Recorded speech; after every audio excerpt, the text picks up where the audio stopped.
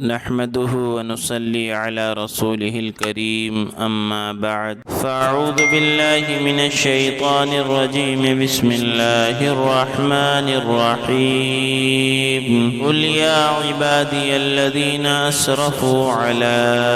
أنفسهم لا تقنطوا من رحمة الله إن الله يغفر الذنوب جميعا إنه هو الغفور الرحیم صدق اللہ العظیم۔ معزز سامعین، اللہ جل جلالہ و عم نوالہ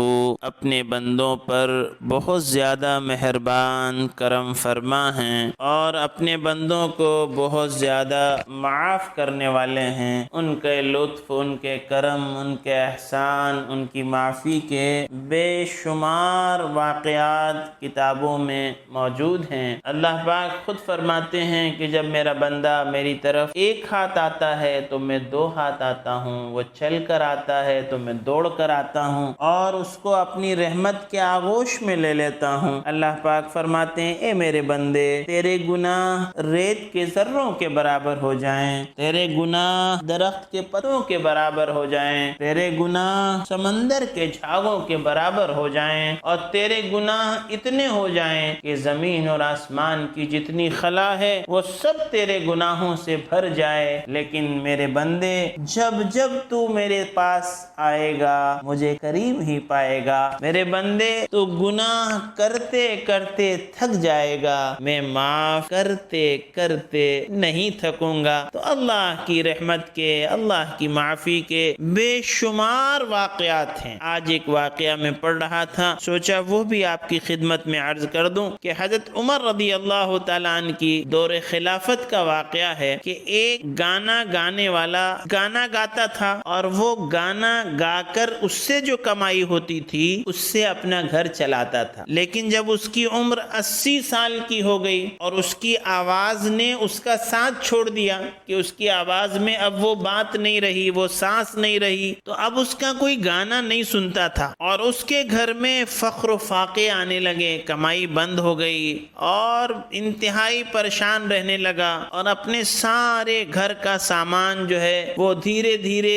بیچتا رہا، اپنی ضرورت پورا کرتا رہا اور آخر وہ تنگ آ گیا کہ اب وہ سامان بھی ختم ہو گیا، کمائی کے سارے راستے بند ہو گئے۔ تو وہ شخص ایک دن جنت البقیع میں گیا اور وہاں جا کر بے اختیار اللہ کو پکارنے لگا اور کہنے لگا یا اللہ اب تو تجھے پکارنے کے سوا کوئی راستہ نہیں ہے، مجھے بھوک ہے، میرے گھر والے پریشان ہیں، میرے پاس زندگی کے کوئی اسباب نہیں ہیں، سامان نہیں ہے، اب میں بوڑھا ہو گیا ہوں، کوئی میری سنتا بھی نہیں ہے، تو میری سن لے اے اللہ، تو میری سن لے کہ میں تنگ دست ہوں اور تیرے سوا میرے حال سے کوئی واقف نہیں ہے۔ ادھر اللہ کا انتظام دیکھیے کہ حضرت عمر رضی اللہ تعالیٰ عنہ مسجد میں سو رہے تھے اور خواب میں ان کو آواز آئی کہ اے عمر اٹھو، میرا ایک بندہ مجھے بقیع میں پکار رہا ہے، جاؤ اس کی مدد کو پہنچو۔ حضرت عمر رضی اللہ تعالیٰ نے جب یہ سنا تو آپ فوراً جنت البقیع کی طرف دوڑ پڑے۔